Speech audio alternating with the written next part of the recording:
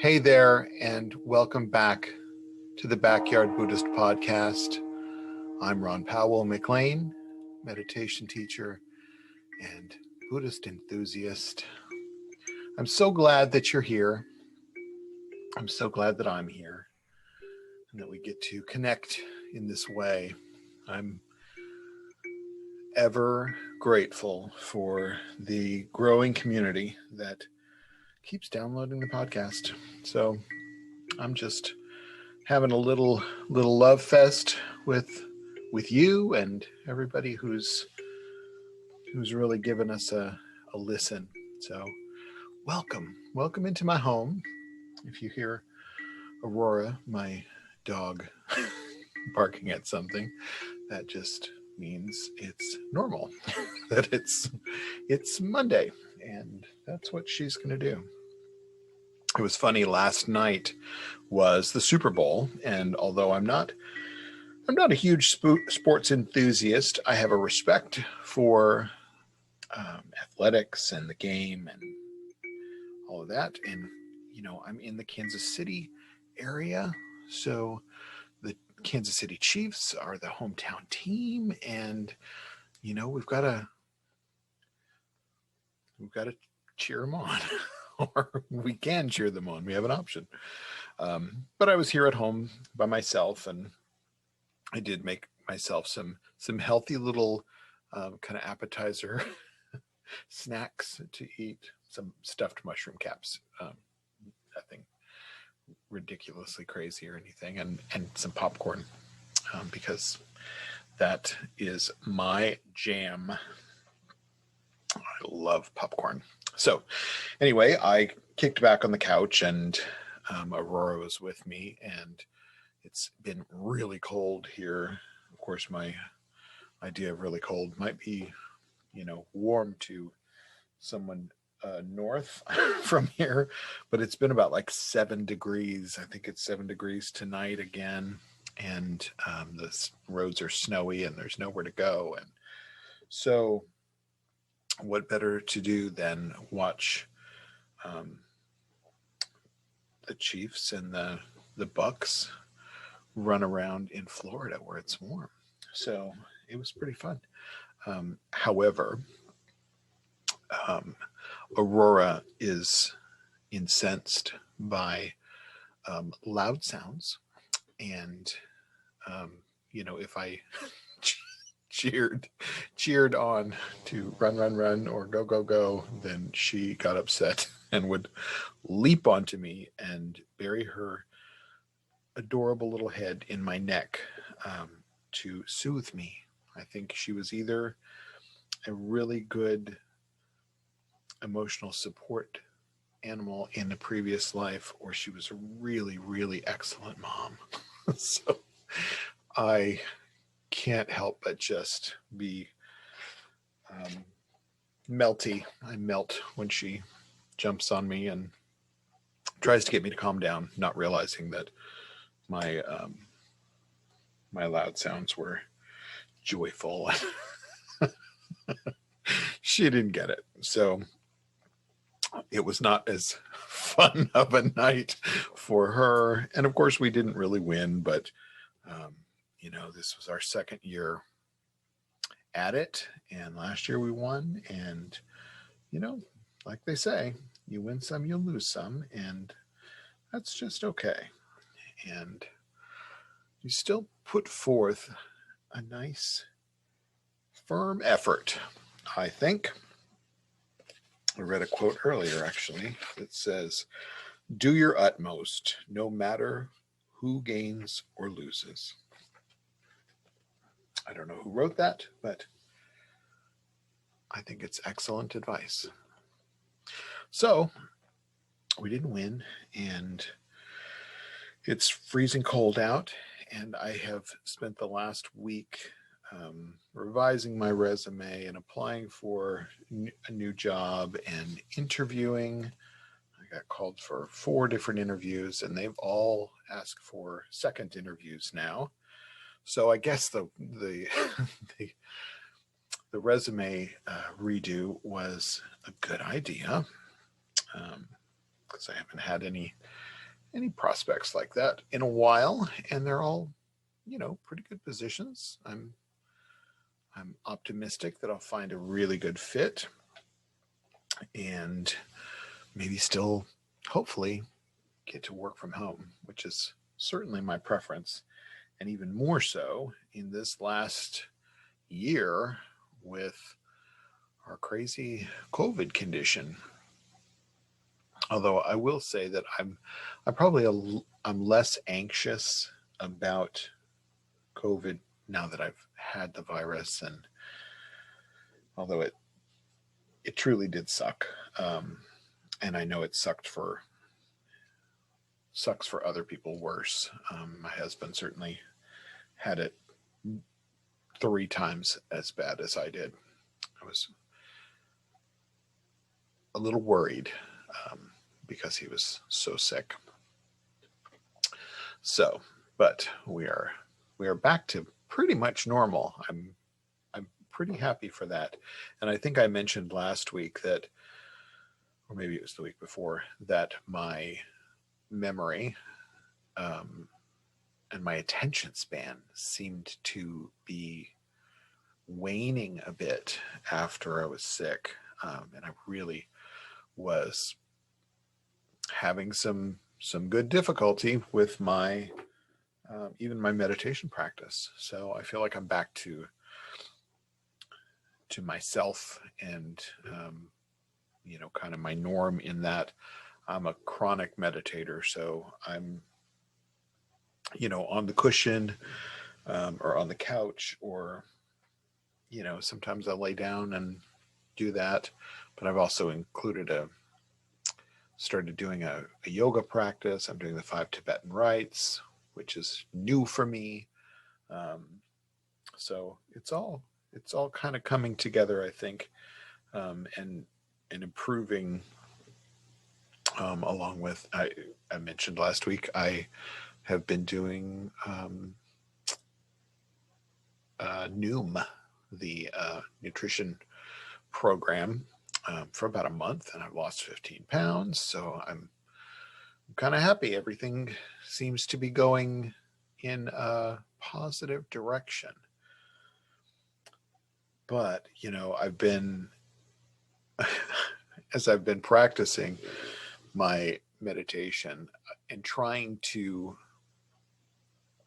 get back to, a good, stable sitting practice, because it did really take a little bit of a toll, where I was having trouble keeping my attention in the moment, doing a lot of what I call time traveling, thinking about the past, not so much thinking about the future, but definitely reliving some past things. And specifically, I'll share with you, my friends, that, I've, like all of us, I've had some friendships that ended poorly. And shockingly, I have a number of them that were, Buddhist Sangha mates and brothers and sisters and aunties, and I have lost them in ways, and some of them were really nasty. And I do a pretty good job of putting that where it belongs. But over this time period, over the last, I guess we were diagnosed maybe the 15th of January. So it's not quite a month now, but over this time period, and when I was sick, I was really dwelling on and ruminating on those lost friendships and the misdeeds. And I think maybe that came up because I do a good job of putting it where it goes, but I don't know that I've really looked at it for what it is. And what I mean by that is when we endeavor to understand others, I will always say that we must learn about ourselves first. So, in forgiving someone for their misdeeds, you must learn to forgive yourself for your own misdeeds. I must learn and understand what it means to forgive myself so that I can understand how to forgive others and not just give a pass to. And sometimes I'm making air quotes, but sometimes we forgive someone because we're just tired of it. We're tired of keeping up the status of grief that goes with it and the feeling of hurt. And often when we can forgive someone, especially if they're not active in our lives anymore, that we just tuck it away, and we tuck it away in the past, and that's worth whatever it's worth.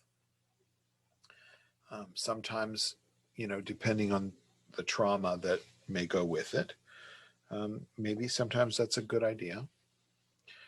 I try to remind myself to live in the present moment, because I know this is the moment that everything is happening. Everything is arising now in this moment. So, in the thoughts of these relationships, of these people that I held dear and still do in a way, of course, as I've put things where they belong, I've also stopped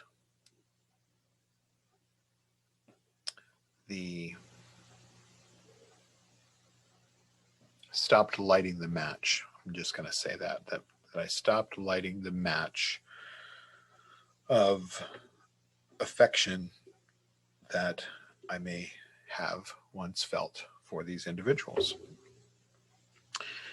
And I know, as I'm recovering from this and this virus, the illness, and getting back to myself, I can't ignore that these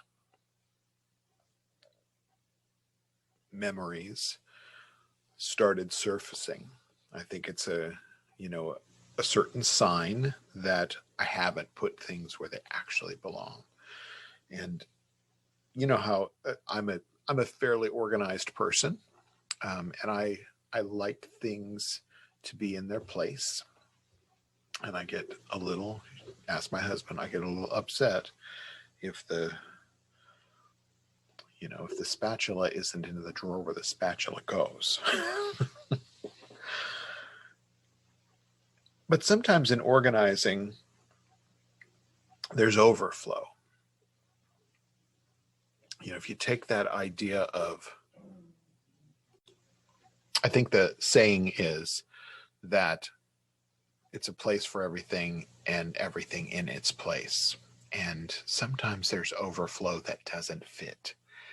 And we don't know exactly where to put it. So, I don't know about you, but I grew up with a junk drawer. usually was in the kitchen. And junk drawer was just miscellaneous things that didn't really have a home, but you didn't want to completely lose them. So they went into the junk drawer. And I think that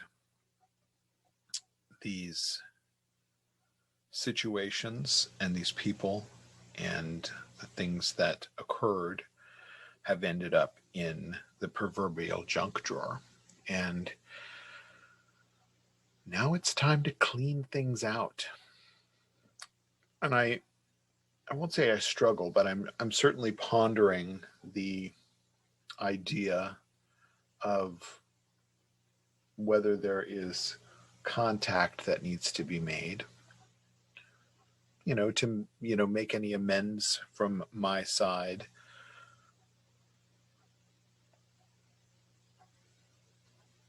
But I don't think I want to. I just felt my own wall go up. I was just thinking, I don't think I want them to respond. But that's the easy way, right? So if I light the match and write an email or make a call or whatever, reach out, it's cause and effect, and it will incite a potential reaction from someone else, anyone else. And that I should clarify and say that there's a handful of people that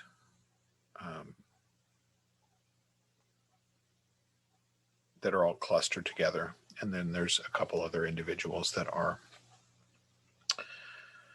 in their own right gone. And it's like breaking up with somebody. You think about, you have good memories, I guess, and bad memories if you break up. And sometimes you think, it would be really nice to connect and have someone who knows me that much.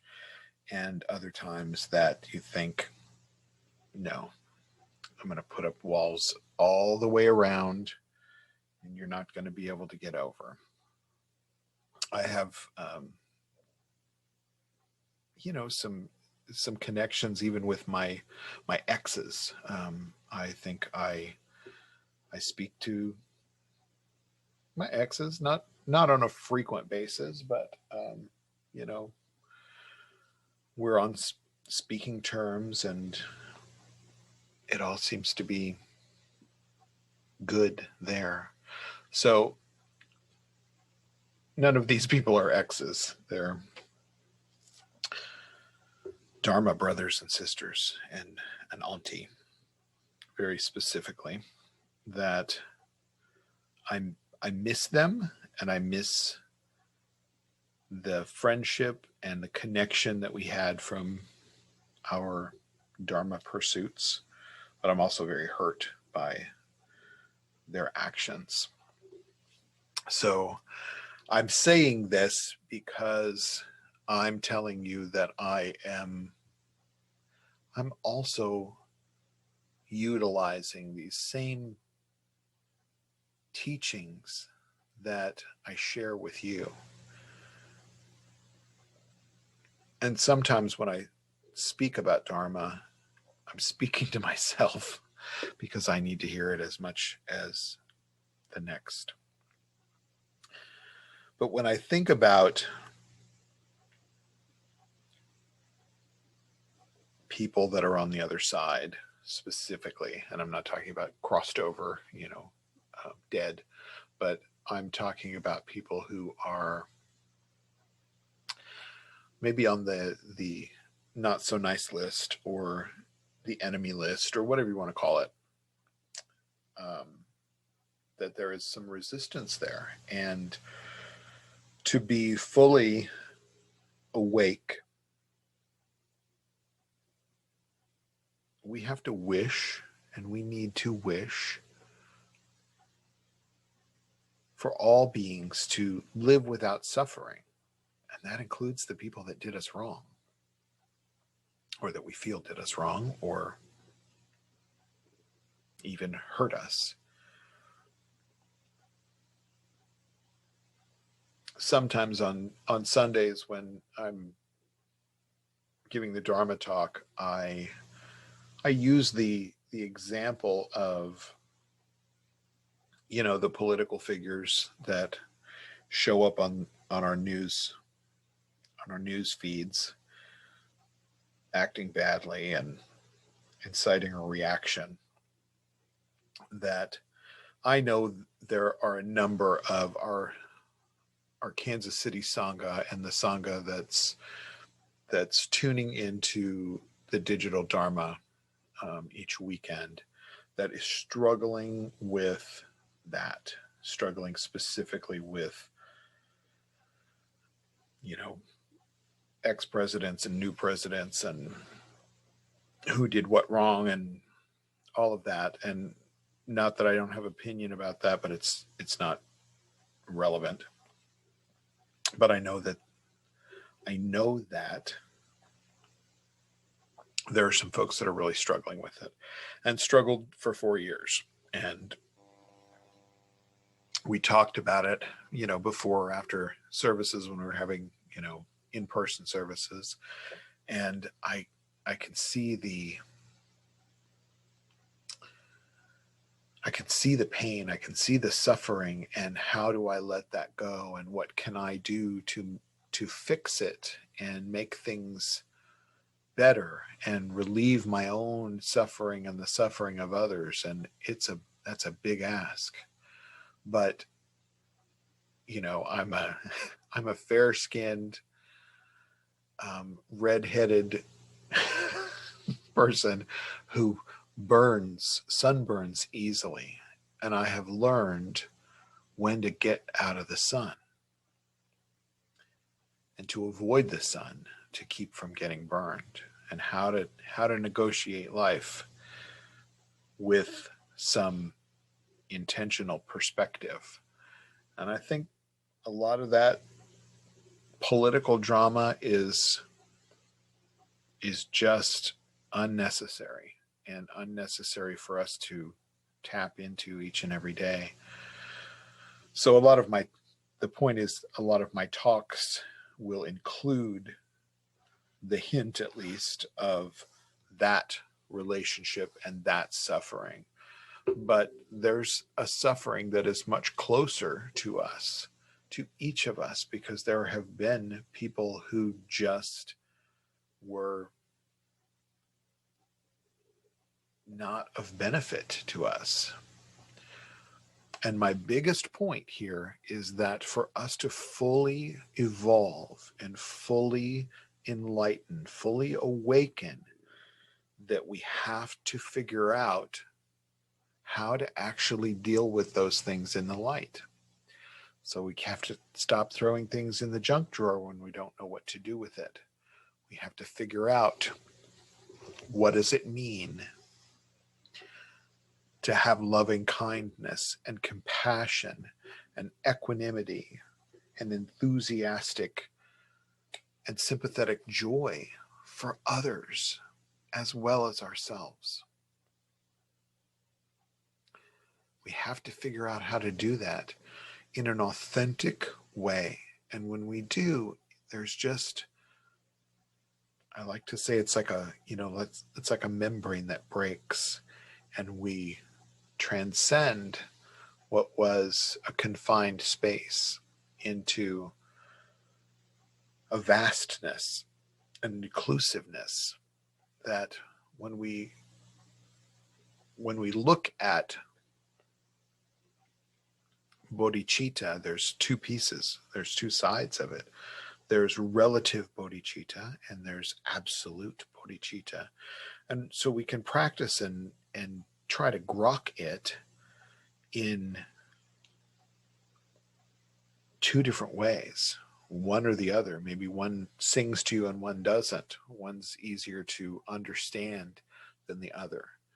So I know for many, the relative direction. So that means, relative means that we're managing it from our personal human perspective. So this is how it feels from my human perspective to have loving kindness, compassion, etc.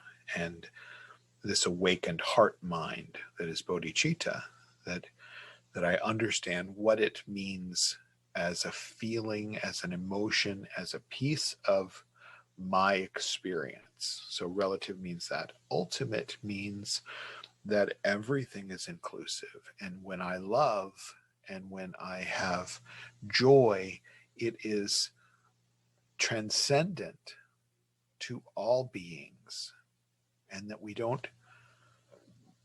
there is no way in the absolute to hoard that sort of thing. We get very caught in our hoarding and protecting in the relative self. So for me, the approach through absolute gets me there.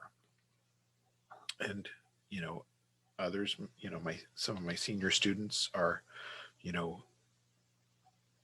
really gravitating toward the relative approach to bodhicitta, and either works. One will lead to the other. One leads to the other. So understand that, as we develop this bodhicitta, as we develop this loving kindness, compassion, and the awakened heart mind that comes with it, the awakened heart mind that says, when I reach enlightenment and when I have quelled my suffering, that I offer that to you as well, even those people that have hurt me. And that can be tough, especially when we get in that narrative in our heads where we are judging and criticizing of others. It doesn't feel like we should be including those individuals in our generosity. But altruistically generous means that I'm sharing it without stipulation, without expectation. And the hope for me is in offering that up. And I'm starting to include these individuals, seeing their faces in my mind, hearing their voices, maybe endeavoring to feel some affection. That in doing so and including them into my practice, I'm inviting them in to share that which I find beneficial as well. That ease and comfort and calm that I get to in my practice. So it's been a little bit of a challenge, and I suppose that it is showing up because it needed to show up, and it was going to show up whether I planned it or not. So it's interesting that it came up in the fever. Actually, I didn't have a fever, but I had fever dreams, like as if I had a fever, but never actually happened. But it's interesting to me that when I was sick and exhausted, that the dreams that I had and the thoughts, the waking thoughts that I had after, were about some of these situations and unresolved conflict and hurt. It's interesting to me that out of everything, that's what came up. So I'm listening. I'm certainly listening and practicing. And I hope that's helpful in your pursuit as well. We really, if you're not doing this daily, you need to do this daily. I can't say that enough. Just sitting, not trying to do anything, not trying to fix anything, not trying to, uncover the golden door to enlightenment, but simply just to slow down and feel the ease and calm available that is in this very moment, each and every moment. I say a lot that this moment that we're in right now is the most important moment. Every moment that we are actually alive and in is the most important moment. So it's very difficult, I think, to define the beginning and the end of a moment. So I don't try. I let it be wide and I let it be tall and deep, and allow everything in that is here and now.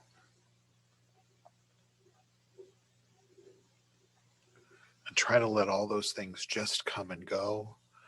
Let them be.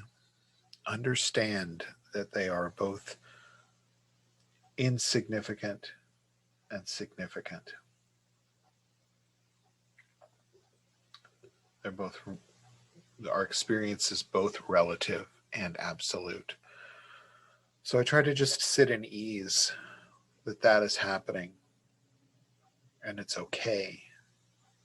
And there's no need for me to try to control things, but just point my attention to the source right here and now. This is where the source is, right here and now. This is the living moment. So the past comes from the living moment. The future will arrive in the living moment. So it is the source, and it is the connection, and it is the thing that connects each and every one of us, because we're all awake and alive in this moment, hearing each other, seeing each other, feeling.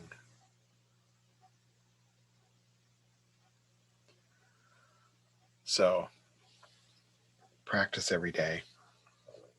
Sit on a seat and just practice keeping your attention in the present moment, and just watch your breath. If you need to watch your breath, that's happening in this moment, right?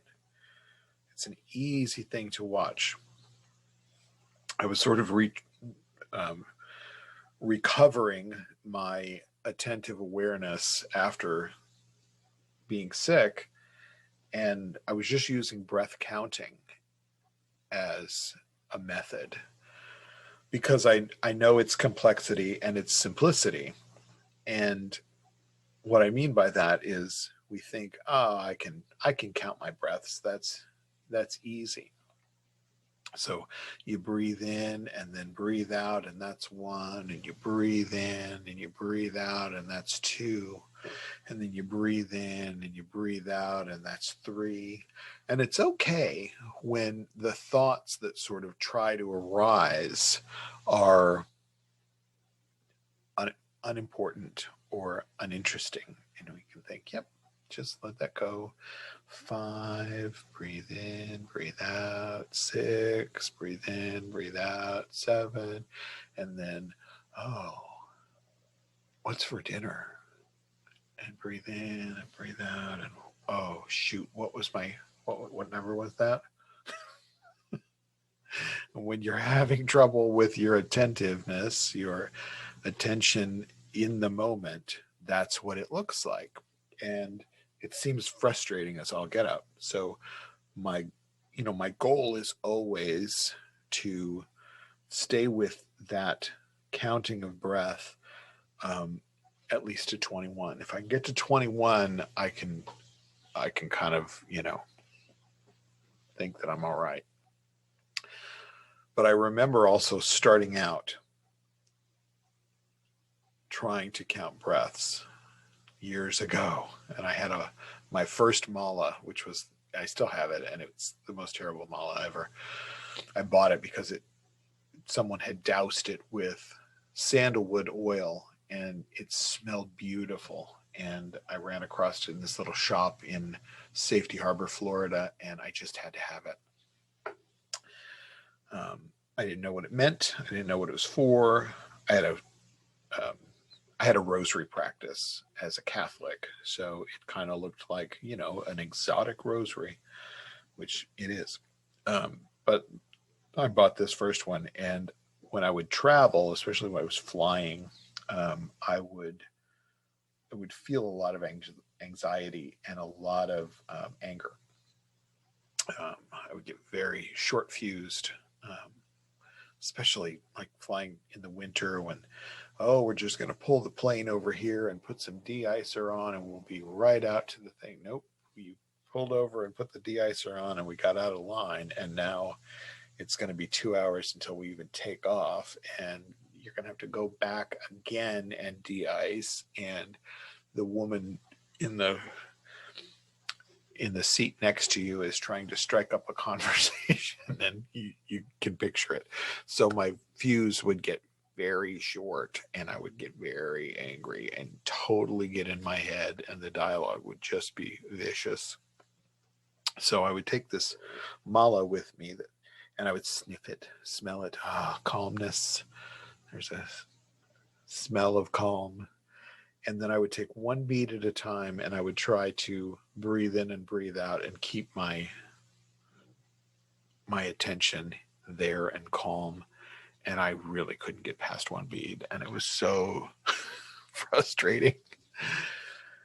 But eventually, I learned actually not to try to practice that when I was stressed out, but practice it in times when I was feeling calm and I was feeling peace, and I could feel what it would be like to be attentive and aware enough that I was present, and that shifted things. And then when things get crazy, then you can utilize what you learned when things are calm. This is why we meditate. We close the door and we sit on cushions and we, try to block out the sounds and the thoughts and all that and just let things come and go. It's for practice for when things suck. So keep that in mind and practice every day, each and every day. And if you need some guidance with that, reach out, find me or find another meditation teacher. My email address is always all over everything. urgyenpawo@gmail.com. Just email me directly and I can help you. I also lead about a 10 or 15 minute meditation each afternoon. It's 2:30 Central Time here in the US. And so you can find me on Facebook. Go to backyardbuddhist.com or Backyard Buddhist. Yeah, you can go to backyardbuddhist.com, but that'll get you to the podcast. You can go to Facebook, or you can go to Instagram, or you can go to YouTube and look for me. Look for Backyard Buddhist. And you'll find me. And you can meditate with me 6 days a week. And then I practice the long practice on Sunday mornings at 9:30. So I'm there to help. I also have a program on Teachable. So you can go to cultivatemeditation.academy.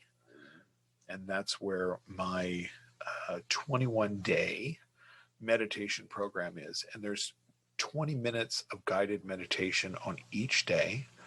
And then they're, kind of shuffled around. And there's a little bit of a thought you can read each day. So it's all there.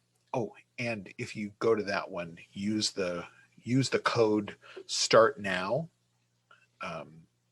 So as a listener, I'm giving you 50% off. So it's like $19 or something. I'm not sure if you can get cheaper than that for a 21-day program for 20 minutes a day. And you don't have to do it for the full 20 minutes, but you can. So I want you to meditate every day. You can meditate with me. You can meditate with yourself.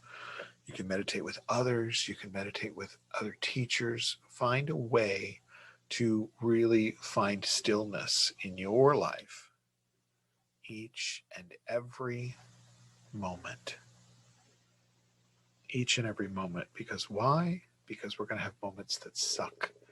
And we're still going to need to be able to find that ease and calm so that we are not just reactive balls of fire. So,